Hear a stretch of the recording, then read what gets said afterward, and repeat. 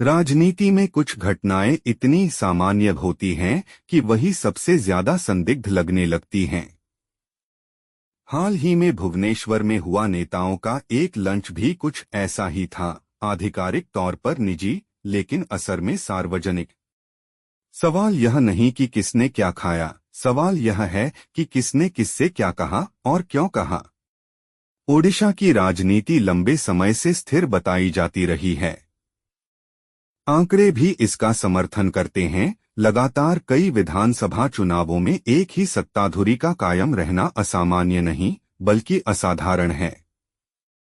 फिर भी 2019 के चुनावी नतीजों में एक दिलचस्प विरोधाभास दिखा। विधानसभा में स्पष्ट बहुमत लेकिन लोकसभा में वोट शेयर का खिसकना। राजनीति में ऐसे अंतर यूं ही नहीं आते, वे बताते हैं कि जमीन के नीचे कुछ खिसक रहा है।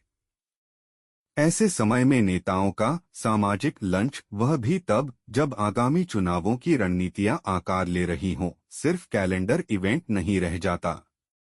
भारतीय राजनीति का अनकहा नियम है, औपचारिक घोषणाएं बाद में आती हैं, अनौपचारिक मुलाकातें पहले। गठबंधन, सीट बंटवारा या कम से कम अगरतों की बातचीत, इन सब की शुरुआत अक्सर प्रेस से दूर होती है। इस लंच की सबसे रोचक परत है खामोशी। न साझा तस्वीरें, न स्पष्ट खंडन, न ठोस सफाई।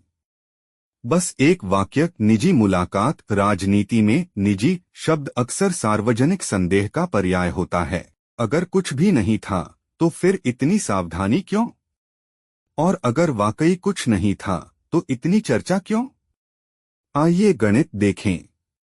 ओडिशा की 147 विधानसभा सीटों में सरकार बनाने के लिए 74 का आंकड़ा चाहिए। ऐसे में छोटे और मध्यम दल, जिनका वोट शेयर सीमित लेकिन निर्णायक हो सकता है, अचानक महत्वपूर्ण हो जाते हैं। राजनीति में यह वही क्षण होता है जब मोलभाव शुरू होता है, कौन कहाँ, किस शर्त पर और किस कीमत पर। लंच जैसी मुलाकातें अक्सर इसी संभावना परख का मंच बनती हैं। सोशल मीडिया ने स्वाभाविक रूप से फैसला सुना दिया, नई खिचड़ी पक रही है। लेकिन जांच पड़ताल का काम शोर से नहीं, पैटर्न से होता है। पैटर्न यह कहता है, पहले अनौपचारिक बैठक, फिर सार्वजनिक चुप्पी, फिर भाषा में हल्का बदलाव और अंत में अचानक सब कुछ पहले से तय दिखने लगता है। फिलहाल कोई औपचारिक घोषणा नहीं है और यही सबसे बड़ा तथ्य है। राजनीति में घोषणाओं की अनुपस्थिति भी सूचना होती है। इसलिए निष्कर्ष सीधा है, भुवनेश्वर का यह लंच अभी सबूत नहीं लेकिन संकेत जरूर है।